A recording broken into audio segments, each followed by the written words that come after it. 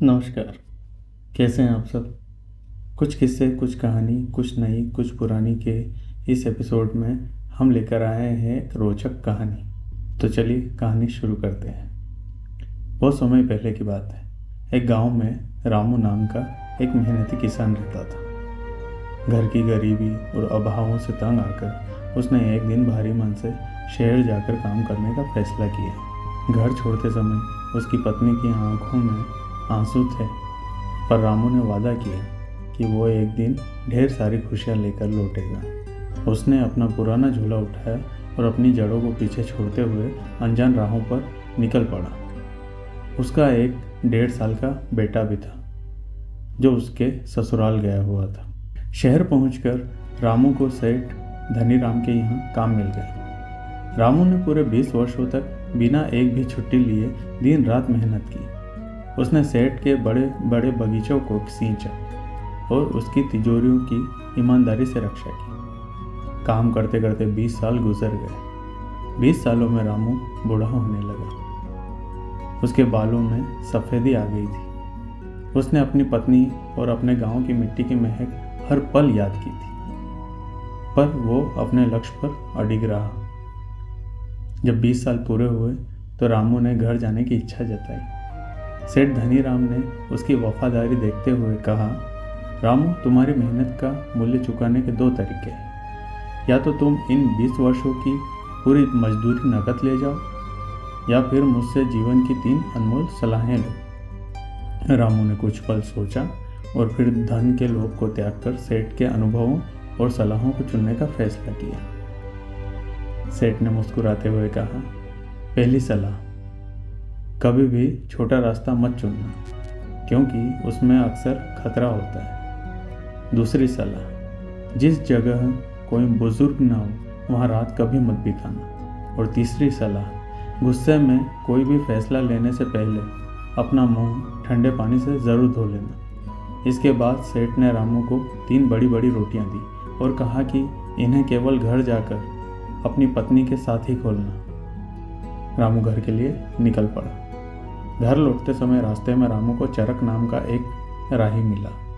चरक ने उसे उकसाया, भाई, मेन रास्ता बहुत लंबा और बहुत थका हुआ है। जंगल के बीच से एक शॉर्टकट रास्ता है, जिससे कुछ ही घंटों में तुम अपने गांव पहुंच जाओगे। रामू जैसे ही उस तरफ मुड़ने वाला था, उसे सेठ की पहली सलाह याद आई। उसने छोटे रास्ते का मोह छोड़ा और मेन सड़क पर ही चलता रहा।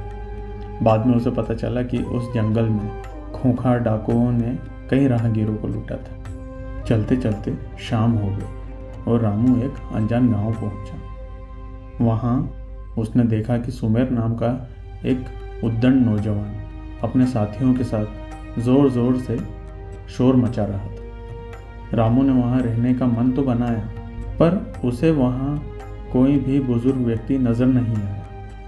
सेठ की दूसरी सलाह याद आई। उसने थकान के बावजूद उस गांव को छोड़ दिया। अगली सुबह उसे खबर मिली कि उस रात वहां हिंसक लड़ाई हुई थी, जिसमें कई लोग घायल हो गए थे। 2 दिनों के सफ़र के बाद रामू आधी रात को अपने घर पहुंचा।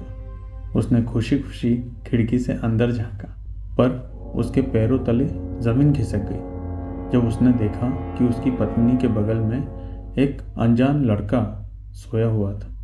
रामू का खून खोल गया। उसे लगा कि उसकी पत्नी ने उसे धोखा दिया है। उसने गुस्से में दीवार पर टंगी अपनी पुरानी कुल्हाड़ी निकाली और उस लड़के को खत्म करने के लिए कमरे की तरफ बढ़ा। जैसे ही रामू प्रहार करने के लिए तैयार हुआ, उसे सेठ की तीसरी सलाह याद आई। वो तुरंत पीछे हट गया और आंगन में कुएं की ओर बढ़ा। उसने बाल्टी से ठंडा पानी निकाला और पानी के छींटे ज़ोर ज़ोर से अपने मुंह पर मारे। ठंडे पानी के स्पर्श से उसका क्रोध धीरे धीरे शांत हो गया और उसने सोचा कि कोई भी कदम उठाने से पहले सच जानना ज़रूरी है। रामू ने शांत होकर दरवाज़ा खटखटाया। पत्नी ने जैसे ही दरवाज़ा खोला, वो अपने पति को सामने पाकर खुशी से रो पड़ी। जब रामू ने कमरे में सो रहे उस जवान लड़के के बारे में पूछा, तो पत्नी ने बड़े गर्व से मुस्कुराते हुए कहा, स्वामी, यह हमारा बेटा सूरज है। जब आप गए थे तब ये बहुत छोटा था। इन 20 वर्षों में मैंने इसे केवल आपके आने की उम्मीद में ही पाला पोसा है। रामू की आंखों से पश्चाताप के आंसू बहने निकले। अगली सुबह रामू ने अपने बेटे सूरज को गले लगाया और सेठ की दी हुई रोटियां निकाली। जैसे ही उसने पहली रोटी तोड़ी, उसमें से सोने के सिक्के खनकते हुए जमीन पर गिर पड़े। तीनों रोटियां सोने की अशरफियों से भरी हुई थी। सेठ ने उसकी 20 साल की मेहनत और ईमानदारी का असली फल उन रोटियों में छिपाया था। रामू को समझ आ गया कि सही सलाह और धैर्य ही जीवन की सबसे बड़ी दौलत है। आई होप आपको ये कहानी पसंद आई होगी। अगर कहानी पसंद आई तो प्लीज़ कमेंट में बताइएगा। और हाँ, अगर वीडियो अच्छा लगा तो वीडियो को please like, share and subscribe कीजिए। मिलते हैं एक और एपिसोड में। तब तक के लिए धन्यवाद।